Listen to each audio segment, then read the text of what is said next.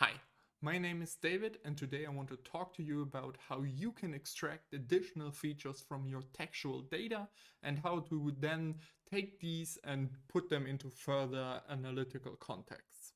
So we will be starting off with some data over on Twitter.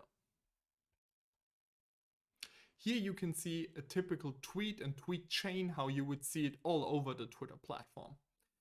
Let's start off with the first tweet and let's ignore information like the username, the time and date it was posted, also that it was posted over an iPhone, the number of likes and replies I got. Let's focus on the textual data. What of course jumps into your face directly is the two hashtags that are included within this text. So it's probably an easy feature to count the number of them and extract them for later correlational analysis. What you can also do, and which is typically done, is counting the numbers of characters, words, and sentences within one textual string. We can then get on and analyze the sentiment of a tweet and also extract topics. Let's also look at one additional thing that comes up within the replies that you can see here, where you see a user mentioned. And hashtags user mentions are something that transcend Twitter data and are found in a lot of social media platforms, so we can make use of them in other contexts as well. There's also links that are sometimes in these, and they can also be beneficial to take into our contextual analysis later on. So let's get started. The initial dataset can be found over on Kaggle. It's a challenge around natural language processing with disaster tweets to predict if a tweet is about a real disaster or not, which could be then leveraged further on to kind of guide and help with disaster recovery. The dataset that we will be using from this is the train.csv, which will be the training dataset. You can download this for free over on Kaggle. You just have to create an account with Kaggle. Our dataset comes with 5 columns, an ID, the text, which is the actual text of our tweet, a location, a keyword, and the target. We will ignore all other columns except the text and the target, which we can use to create additional features later on. All of the features and processes I'm going to make use of are based on the SAS programming language, and specifically all the advanced text analytics features make use of SAS visual text analytics. Here you can see the general documentation, which will also be linked in the description below, and you can browse through all the additional functionality that is available here and how you can configure these algorithms further and deeper to suit your specific needs. Let's talk about how we can get at extracting these additional features from our text metadata or from our text themselves.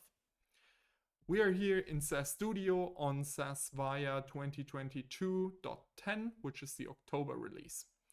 I have already uploaded the training dataset as train.csv to the public folder.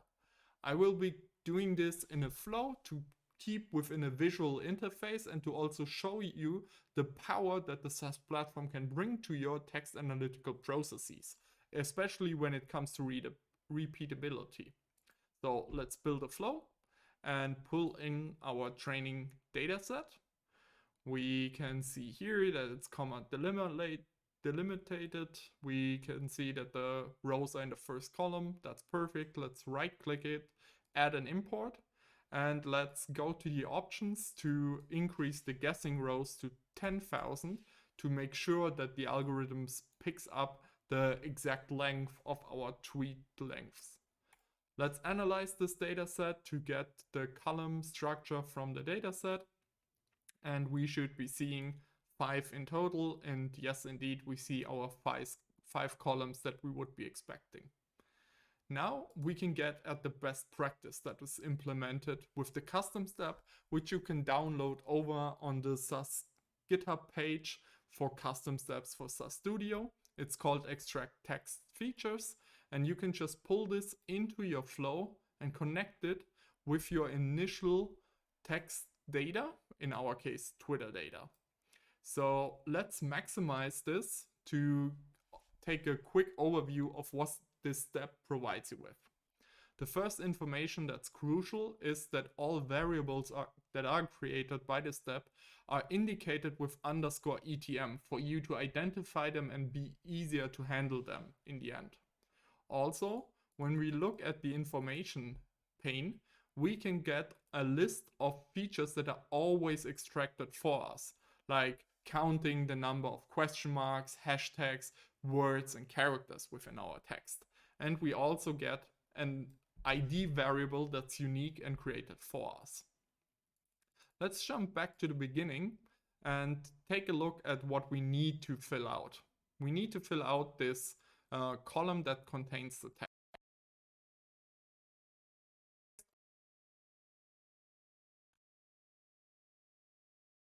Features that are created for us, but let's talk a bit through what is available here. The first thing is a feature that is based on the amount of characters you can put into a tweet. If you had a feedback data set that's based on a feedback input field that maybe has 500, 600, 700 character limits, you can adjust this limit here and see how many or what percentage of the available characters are used per text. Which can be quite interesting. Are people taking their time to write a lot of feedback or only using a minimum here? Then we get to the extraction of users. Of course, we just look at the @ and extract the word that's behind the @. You can get all mentioned users within one text into one column. We can also have them separated, and we can also look for significant co-occurrences. Maybe people are tweeting about one specific person quite often, which could be related to disasters, for example, or maybe more to the tune of celebrities or sport people. Let's minimize this, and the same thing which we could do for the user mentions, we can also do for hashtags, which is of course even more interesting. And then last but not least, we can also extract links from our text to take a look at them further down the road. Let's jump to the next page, which concerns custom regex pattern extraction, which is a very powerful but also advanced feature. So it's not selected by default, but clicking this box will unlock this feature for you. In here, you can provide any regex pattern which is based on the Perl regular expression language. To build these, I recommend using a site like regex 101, which you can use to build your own regex pattern and test them against strings. You also get nice help information down at the bottom to kind of guide you through the process, because writing regular expressions can be quite tedious. If you are done, just copy the complete string with this little symbol here to copy it to your clipboard and paste it into this text box. In our case, we are just going to look for the keyword fire, and we're going to ignore case because people might write it all uppercase or mixed case, so we just put it like this.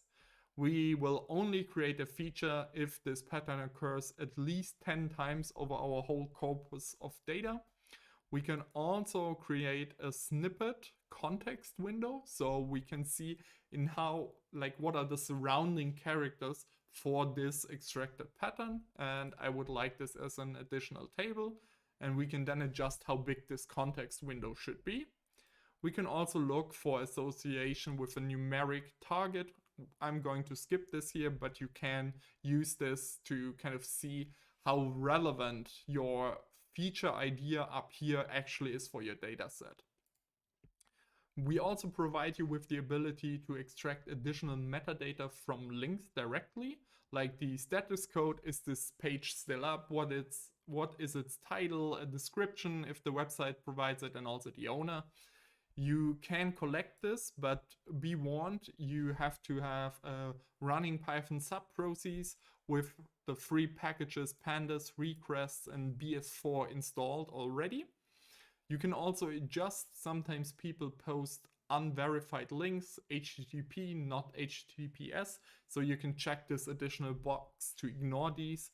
And you can also limit the amount of actual requests made to the top number of links within your data set. This data set from Kaggle, for example, contains thousands of unique links, so you should probably not collect this information for everything, but you can if you want to. I'm going to completely skip getting the link metadata because this can also lead to a significant adage in the amount of time the step takes to run. So moving away from these basic feature extractions from our text, let's make use of text analytics to extract more feature-rich information. This is just a note that you will need a SAS Visual Text Analytics license to use these additional functionalities. I'm going to check this box. And the first question that the text analytics functionalities and algorithms need are text language. It can auto-detect the language for you. I know that this data set almost exclusively contains English-speaking text, so I'm gonna click no and just select one language to rule them all in this case. We can then go ahead and have a profiling of this text to compare it against other standard text analytics corpus, which is not that interesting in our use case. What is more interesting to us is detecting sentiment. Of course, if it's a disaster, the sentiment will probably be negative and thus a strong indicator in the end.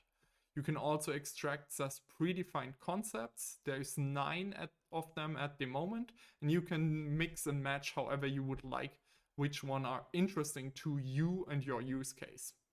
You can also, of course, specify your own custom concepts to be extracted for you. We are going to skip this use case for now. Let's now go into topic creation from our text. Here a quick note, we will only be creating text topics if you have at least 50 rows of data for a specific language. So let's click this box and then you can see this is a very small page.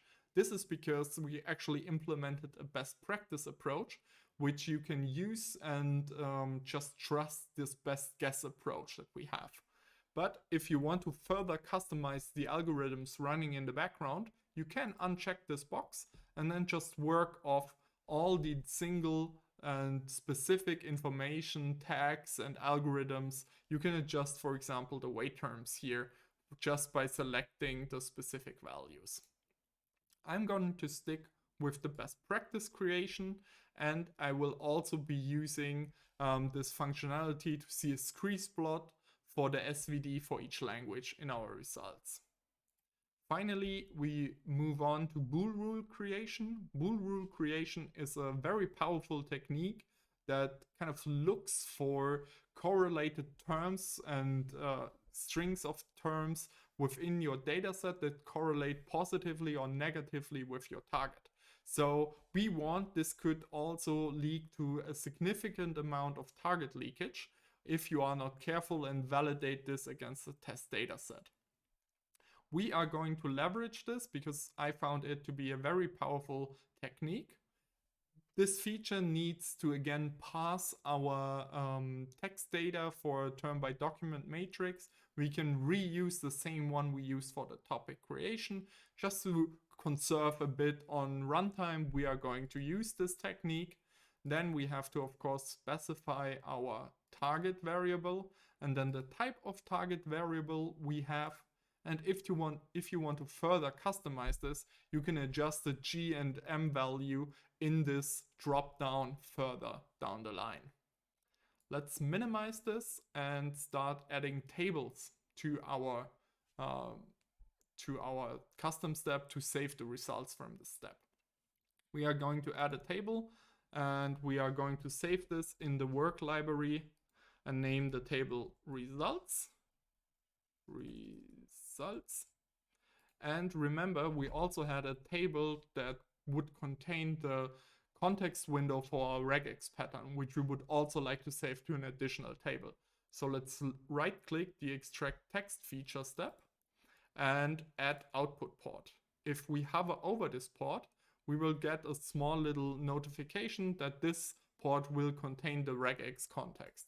So let's right click this, add a table, and write this again to the work library and call this regex context.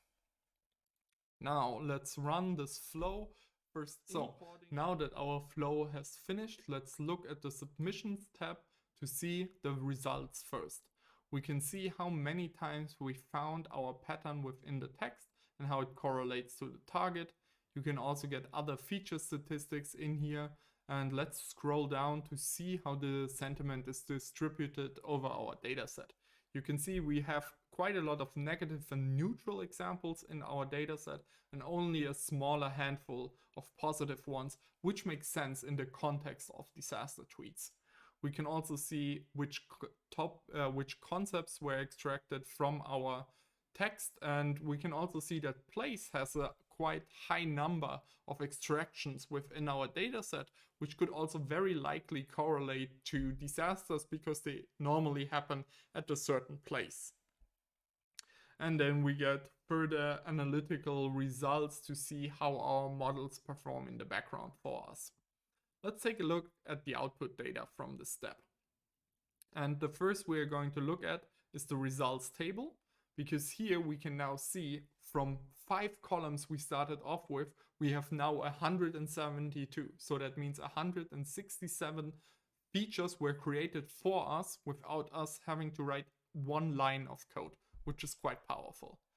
And let's also take a look at the regex context window, where we can see where in the tweet our actual regex pattern that we wanted to be extracted can be found. And here we can already see that having the case insensitive variable was very important here. So we can see we have fire uppercase and lowercase, for example, and then you can see where you find this within a tweet, and then you get the complete overview of the actual tweet. I hope this gave you some inspiration for how to use text analytics and base coding skills to extract additional features from your textual data. If you want to make use of this custom step, head on over to the SAS software GitHub repository and download it from the custom steps repository. It's called Extract Text Features. I would be very happy to hear your feedback on this, and if you have any more ideas to extract additional information from your tweets automatically that could be helpful in further analytical processes, please reach out to me. I'm happy to talk.